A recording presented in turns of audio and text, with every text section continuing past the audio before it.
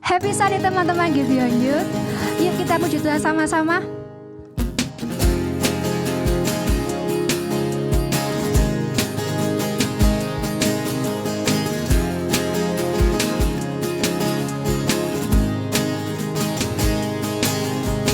Ku aman di tanganmu, hanya di jalanmu, sumber harapanku. Dan ku berdiri teguh, memandang wajahmu, sumber kekuatanku. Kau tebus semua dosaku, kau buatku menjadi baru. Hidup yang ku miliki bukan karena kekuatanku, namun kasih karunia-Mu selamatkanku. Ku berjalan bersama-Mu dengan iman tanpa ragu. Ku serahkan seluruh hidupku padamu.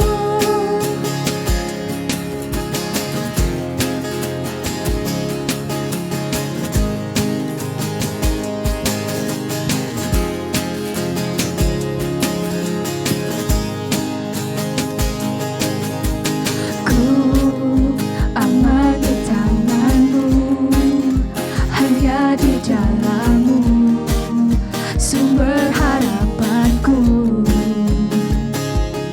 Dan ku berdiri teguh, memandang wajah-Mu, sumber kekuatanku.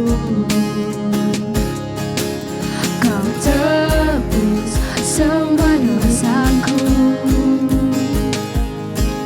kau buatku menjadi baru. Hidup yang ku miliki bukan karena kekuatanku, namun kasih karunia-Mu selamatkanku.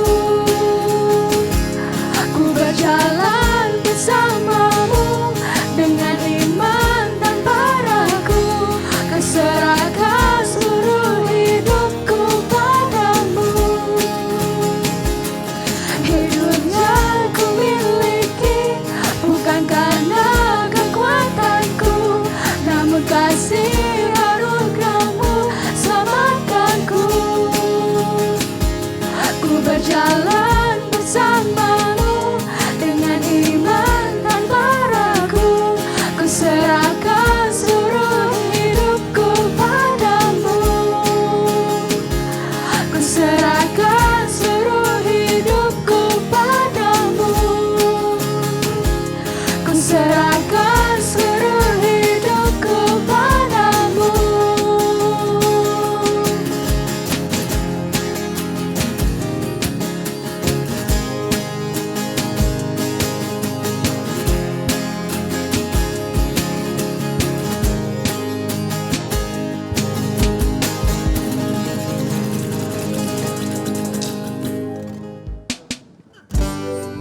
Teman-teman, mari kita menyembah Tuhan lebih dalam lagi, karena Dia harapan kita semua.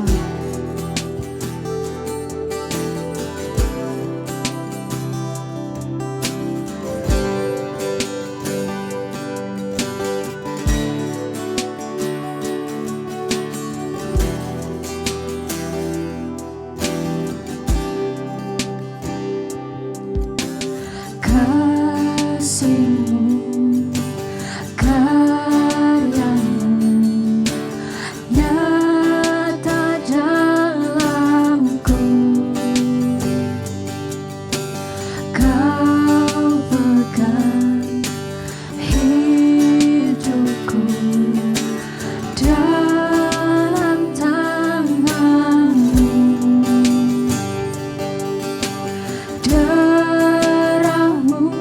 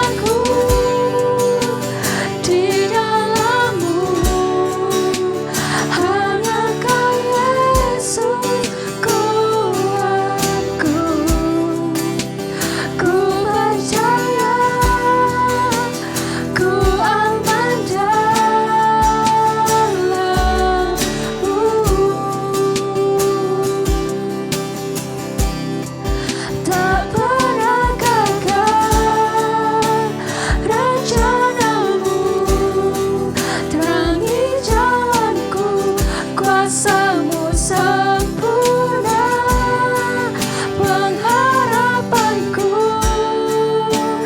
takkan hilang, sebab masa depanku kau sediakan.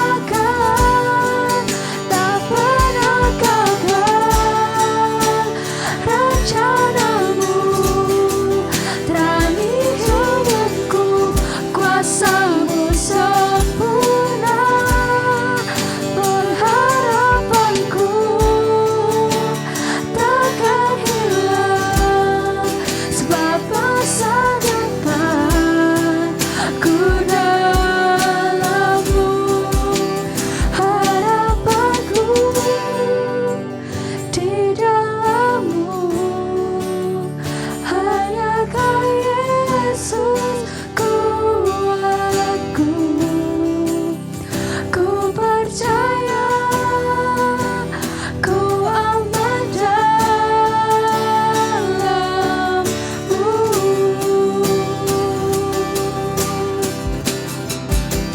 Harapanku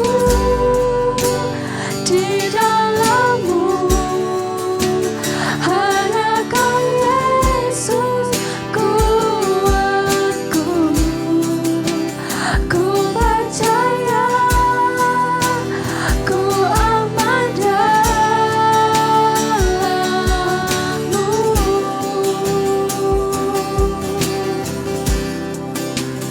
Ku percaya, ku aman dalammu.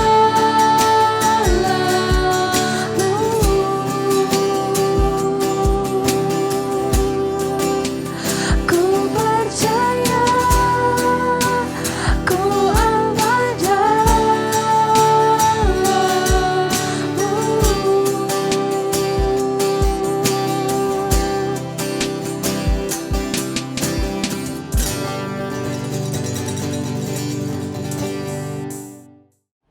Halo teman-teman semua, happy Sunday. Senang bisa beribadah kembali dengan kalian walaupun secara online, tapi biarkan kita tetap memiliki sikap ibadah dan sikap hati yang tertuju pada Tuhan Yesus. Amin. Dan karena kita berada di dalam minggu kedua, kita akan membaca pengakuan iman rasuli dan kita juga akan melakukan perjamuan kudus setelah mendengarkan firman Tuhan, teman-teman. Jadi bagi teman-teman yang sudah dibaptis dan percaya pada Yesus sebagai Tuhan dan Juru Selamat kalian, kalian boleh menyiapkan roti dan anggur. Tapi yang paling penting ketika kita mengikuti perjamuan kudus ini, yang penting adalah siapkan hati kalian semua. Amin. Tapi sebelumnya aku undang kalian untuk bangkit berdiri. Kita akan membaca bersama-sama pengakuan iman rasuli. Ini adalah bentuk dari pengakuan iman kita sebagai orang percaya. Dan lebih menariknya adalah semua umat Kristen di seluruh belahan dunia dan berbagai denominasi Kristen juga mengakui dan mempercayai pengakuan iman ini. Dan pengakuan iman rasuli ini adalah pusat atau sentral dari iman Kristen.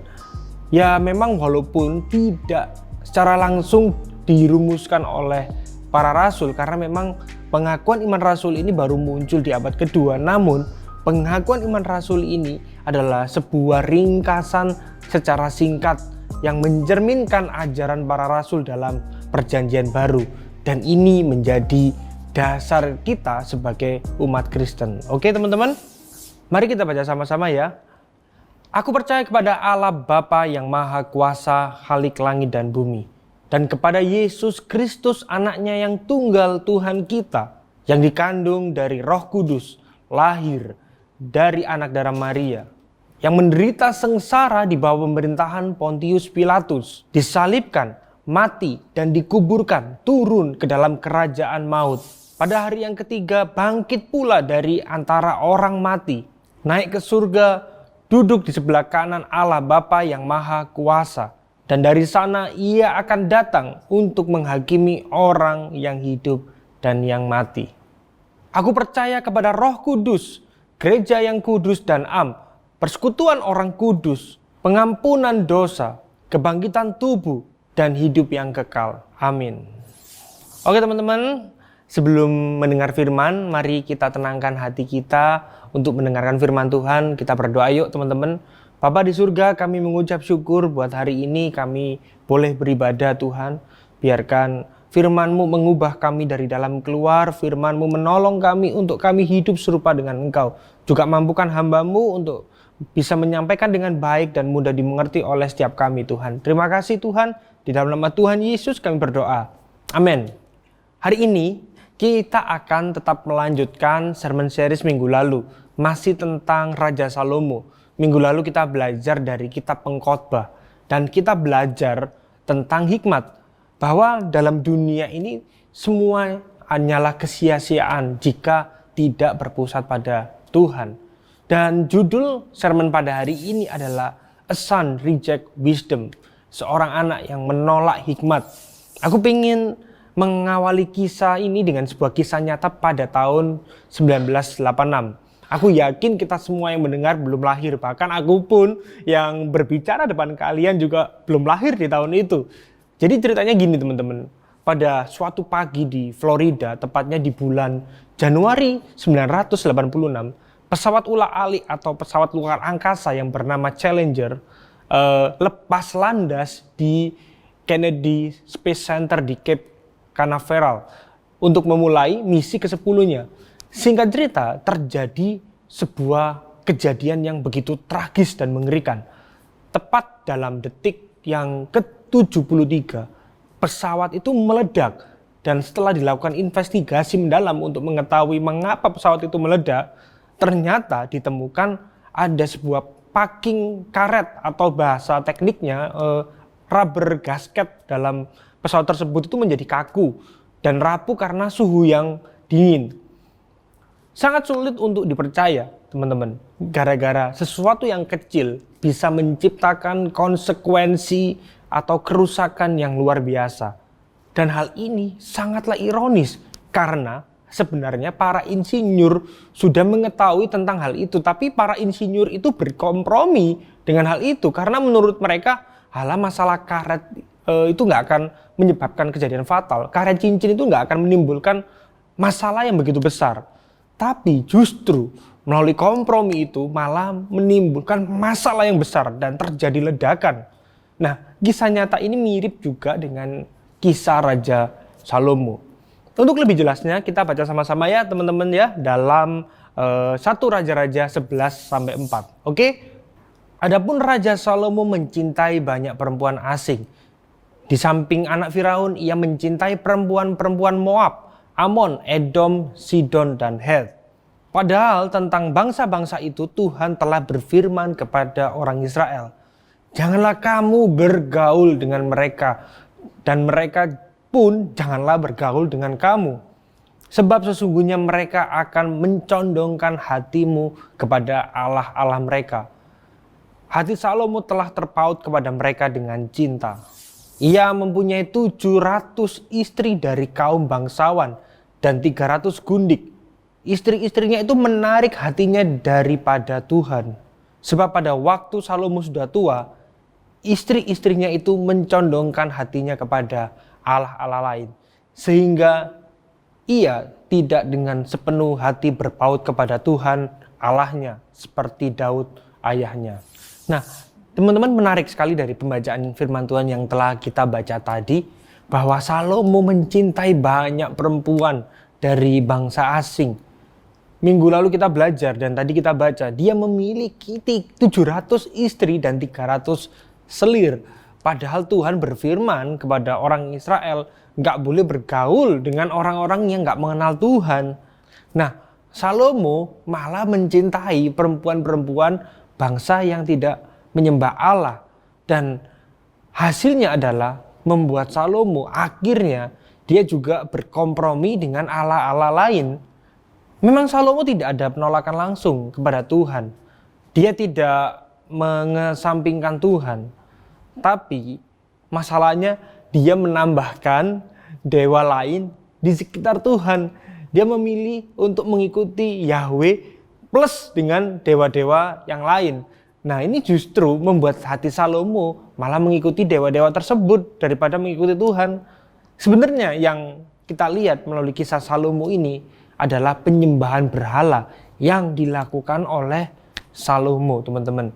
Kita tahu bahwa hikmat itu selalu beriringan dengan takut akan Tuhan. Tapi sebaliknya adalah kebodohan beriringan dengan penyembahan berhala. Yang artinya menempatkan sesuatu di atas Tuhan. Kita tahu bahwa Salomo mungkin orang yang paling berhikmat.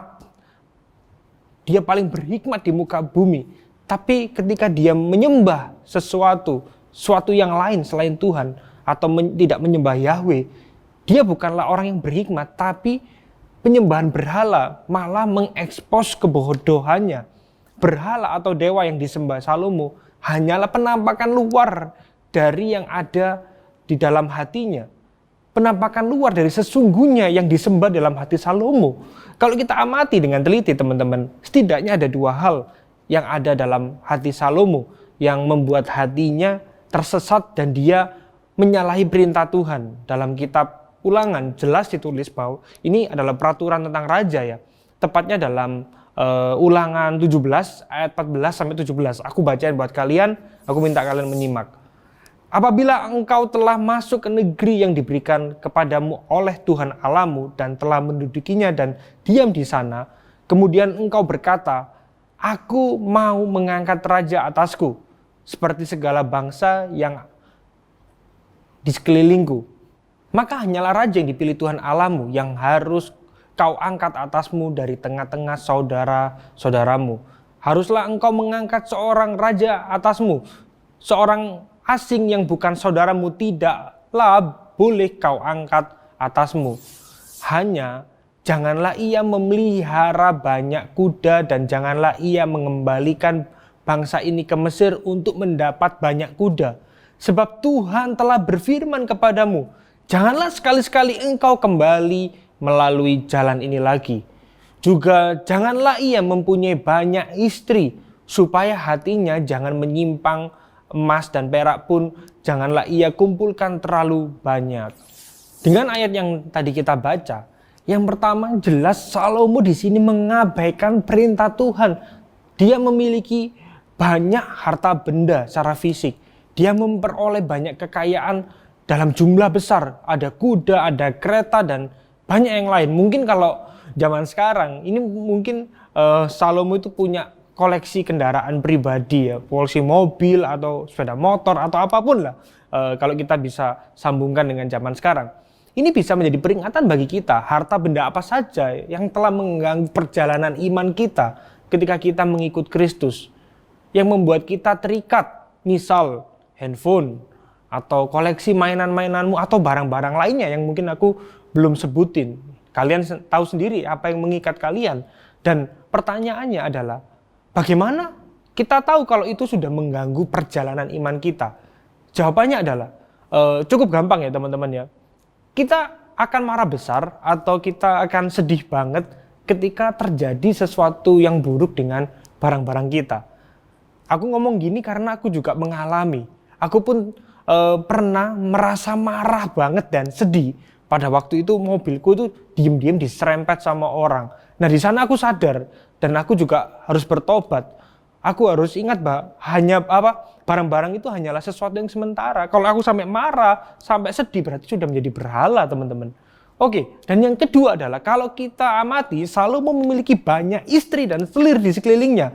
Karena terlalu banyak relationship yang dia buat dengan wanita asing, ini membuat hatinya jauh dari Tuhan dan malahan membawa Salomo kepada penyembahan berhala dan menyembah dewa-dewa palsu, seperti contohnya Astoret, yaitu dewi kesuburan.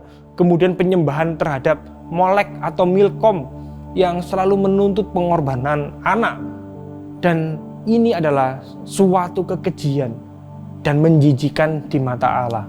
Kita mungkin belum sampai pada level seperti Salomo, tetapi ketika kita menaruh damai sejahtera kita, sukacita pada pertemanan, relationship, barang, pacar, semuanya itu ketika kita menaruh itu melebihi Tuhan, kita sedang menyembah berhala, teman-teman. Dan kalau kita tidak sadar dan kita tidak waspada, Ini juga akan mempengaruhi keputusan-keputusan kita, teman-teman. Bahkan ini juga bisa membuat kita berpaling dari Tuhan. Kalau dalam persahabatan atau pertemanan kita tidak berpusat pada Tuhan. Melalui khotbah hari ini kita perlu sadar dan kita perlu waspada. Karena seringkali harta benda dan hubungan kita dengan sesama yang kita miliki saat ini seringkali menjadi penyembahan berhala di era postmodern ini. Baru-baru ini ada sebuah film Korea yang cukup booming, ya berjudul Squid Game. Di sana orang-orang itu demi mengejar harta benda, mereka mau melakukannya bahkan taruhannya nyawa. Nah, kalau kalian mau, kalian bisa lihat sendiri untuk lebih jelasnya. Ini bukan bermaksud untuk spoiler ya, makanya aku nggak banyak cerita. Tapi anyways, aku ngomong kayak gini di sosial media sudah banyak meme-nya, sudah banyak yang diposting. Tapi ini sebuah gambaran yang terjadi di zaman sekarang. Nah, kalau kita lanjut kembali ke kisah Salomo, dampak dari dosa menyembah berhala yang dia lakukan memiliki dampak yang begitu besar sampai kepada keturunannya. Bahkan kalau kita lihat cerita berikutnya, yang diperbuat Salomo membuat masa keemasan atau kejayaan bangsa Israel berakhir. Kalau kita terus telusuri alur cerita ini, Tuhan mengizinkan banyak raja-raja bangkit melawan Salomo karena dampak ketidaktaatannya kepada Tuhan. Dosa tidak hanya berdampak pada hubungan kita dengan Tuhan, tetapi dosa merupakan akar dari rusaknya hubungan kita dengan orang-orang di sekitar kita. Dosa telah menginfeksi dan mengarahkan struktur sosial dalam masyarakat itu mengarah kepada ketidakadilan dan penindasan. Jadi jangan heran kalau kita melihat di mana-mana banyak ketidakadilan karena itu efek dosa, teman-teman. Dan efek distorsi dari dosa terlihat di sekitar kita. Tetapi kabar baiknya, teman-teman, dari kabar baik Injil adalah bahwa pertempuran melawan kekuatan dosa ini telah dimenangkan melalui pekerjaan Yesus Kristus di kayu salib. Salomo adalah seorang raja yang pemerintahannya terkenal dengan kemakmuran dan kedamaian. Tetapi pada akhirnya karena dia kompromi terhadap dosa menyebabkan perpecahan di dalam sebuah kerajaan Israel. Ini akibat karena Salomo membagi kerajaan Israel. Tapi teman-teman, ketundukan Kristus di kayu salib membentuk kesatuan baru bagi umat Tuhan. Selama pelayanan Yesus di bumi, Yesus berbicara tentang dirinya sendiri ketika dia menyatakan sesuatu yang lebih besar dari hikmat Salomo, yaitu Kristus. Dalam kejatuhan Raja Salomo, rencana Tuhan tidak pernah gagal. Bahkan melalui kejatuhan kerajaan Israel secara duniawi, malah membuka jalan pemulihan bagi kerajaan Israel secara spiritual melalui kedatangan Mesias dari anak Daud. Kalau rencana Tuhan gak pernah gagal di masa lampau, aku percaya rencana Tuhan juga gak akan bisa gagal bagi kita orang percaya, teman-teman. Amin. 2 Petrus 3 ayat 9. Tuhan tidak lalai menepati janjinya, sekalipun ada orang yang menganggapnya sebagai kelalaian. Tetapi ia sabar terhadap kamu, karena ia menghendaki supaya jangan ada yang binasa, melainkan supaya semua orang berbalik dan bertobat. Amin. Setelah kita mendengarkan khotbah hari ini, teman-teman, biarlah iman kita terus dibangun dan kita semakin mengenal Tuhan lebih dalam. Dan pada hari ini kita juga boleh datang kepadanya dan bertobat dari penyembahan berhala-berhala kita. Dan kita kembali berbalik menaruh iman dan pengharapan kita sepenuhnya pada Tuhan Yesus. Amin, teman-teman. Sebelum kita masuk dalam perjamuan kudus, mari kita nyanyikan satu lagu ini dengan sikap doa.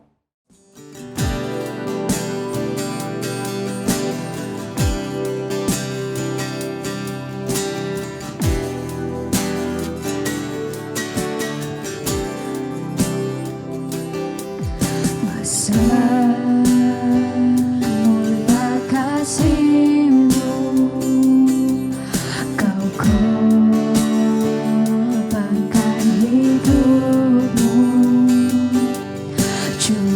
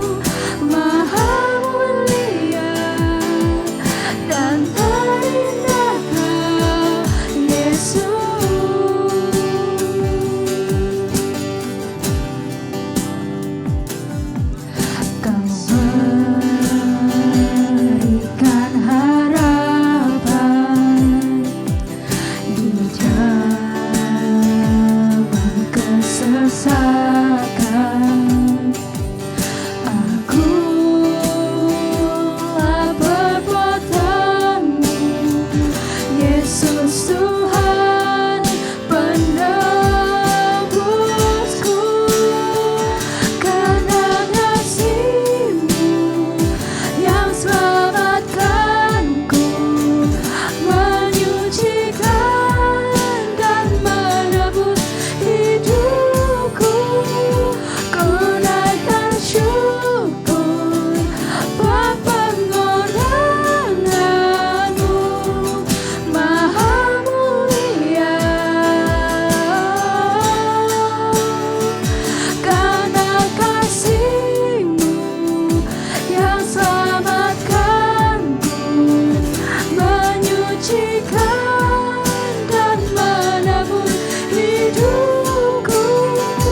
Ku naikkan syukur buat pengorbanan-Mu, Maha mulia. Dan terindah Kau, Yesus, Maha mulia. Dan terindah Kau, Yesus, Maha mulia. Dan terindah Kau, Yesus.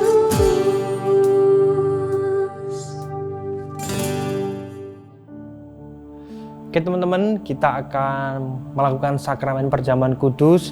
Jadi sakramen perjamuan kudus ini bagi teman-teman yang sudah dibaptis dan percaya bahwa Tuhan adalah juru selamat bagi kita sebagai orang yang percaya, teman-teman. Ini adalah lambang bahwa kita telah ditebus dan kita mau mengingat pengorbanan Kristus di kayu salib, teman-teman. Aku berdoa ketika kita melakukan ini bukan hanya sebuah rutinitas, tapi ketika kita melakukan ini kita benar-benar sungguh-sungguh menghayati pengorbanan Kristus, menghayati karya Kristus di kayu salib. Amin teman-teman. Kalian boleh ambil roti kalian dan kita angkat di tangan kanan kita. Aku akan berdoa. Bapa di surga, kami mengucap syukur Tuhan buat anugerah-Mu Tuhan. Kami mengucap syukur buat kebaikan-Mu Tuhan. Pada hari ini kami akan melakukan perjamuan kudus. Biarkan kuasa kebangkitan itu ada dalam setiap diri kami Tuhan. Kami mengucap syukur Engkau telah mati buat kami Tuhan. Teman-teman, mestinya kita yang disiksa, mestinya kita yang binasa, mestinya kita yang menderita. Yesus menggantikan kita supaya kita mendapatkan hidup yang kekal, supaya kita tidak lagi menderita ditawan oleh kuasa dosa. Melalui perjamuan kudus ini, biarkan kita ingat bahwa Yesus telah melakukannya bagi kita semua, teman-teman. Mari angkat roti kalian. Sebab apa yang telah kuteruskan kepadamu, telah aku terima dari Tuhan, yaitu bahwa Tuhan Yesus pada malam waktu Ia diserahkan, mengambil roti, dan sesudah itu Ia mengucap syukur ke atasnya. Ia memecah-mecahkan dan berkata, inilah tubuhku yang diserahkan bagi kamu. Perbuatlah ini menjadi peringatan akan aku. Memang ini roti biasa teman-teman, tapi kita mempercayai bahwa melalui roti yang telah kita angkat ini adalah sebuah persekutuan dengan tubuh Kristus, teman-teman. Amin. Kalau teman-teman percaya bahwa kita telah ditebus dan kita telah bersekutu dengan Kristus, mari kita makan roti ini bersama-sama.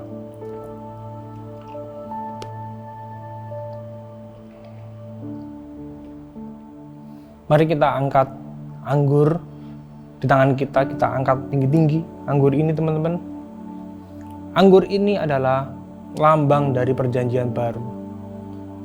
Lambang dari darah Yesus yang telah dicurahkan bagi kita. Melalui darahnya kita disucikan. Kita disucikan bukan dengan darah hewan lagi, tapi kita ditebus dengan darah yang mahal. Bahkan kita tidak sanggup membayarnya, teman-teman. Melalui darah ini kita kembali disucikan dan kita dikuduskan, bukan dengan kekuatan kita, tapi Roh Kudus. Melalui darah ini Tuhan Yesus yang akan mensucikan kita, teman-teman. Kalau teman-teman percaya, mari kita angkat anggur ini. Demikian juga Ia mengambil cawan Sesudah ia makan lalu berkata, "Cawan ini adalah perjanjian baru yang dimeteraikan oleh darahku. Perbuatlah ini setiap kali kamu meminumnya menjadi peringatan akan aku. Sebab setiap kali kamu makan roti ini dan minum cawan ini, kamu memberitakan kematian Tuhan sampai ia datang."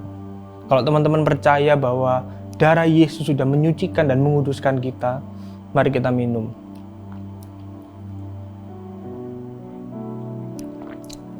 Mari mengucap syukur.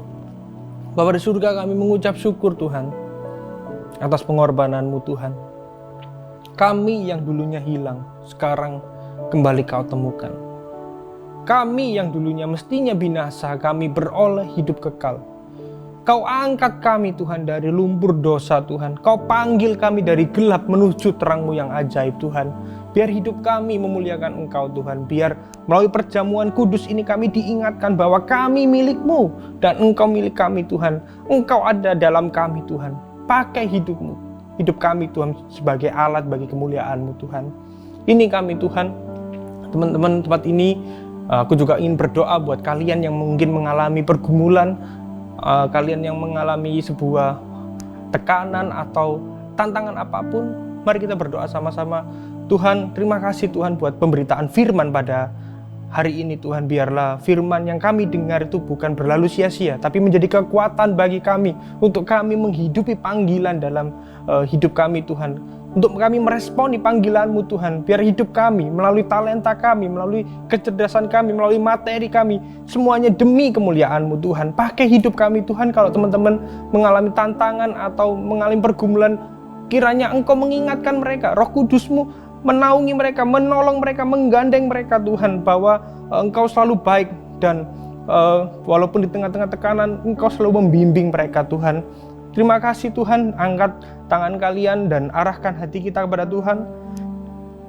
Dia menyinari Engkau dengan wajahnya, Dia memberkati dan melindungi Engkau. Dia mengangkat Engkau dari lumpur dosa, Dia yang menggandengmu, Dia yang menjadikan kamu garam dan terang dimanapun Engkau berada. Dan terimalah cinta kasih yang sempurna dari Allah Bapa, Putra dan Roh Kudus yang menyertai kamu mulai saat ini sampai selama-lamanya. Teman-teman yang percaya katakan amin. Thank you teman-teman semua, kalian sudah melihat tayangan ibadah ini secara online dari awal sampai akhir. Ini bukan hanya sebuah tayangan, tapi ini sebuah rangkaian ibadah. Sekali lagi Happy Sunday. Bagi teman-teman yang tidak berhalangan dan bisa datang secara onsite, kalian bisa melakukan registrasi terlebih dahulu. Dan yang paling penting adalah terus baca daily devotional yang sudah dibagikan oleh kakak-kakak pembina kalian dan aktif dalam berkomunitas. Karena di sanalah iman kita terus dibangun dan bertumbuh dalam pengenalan akan Tuhan Yesus Kristus. Sekali lagi Happy Sunday, Tuhan Yesus memberkati.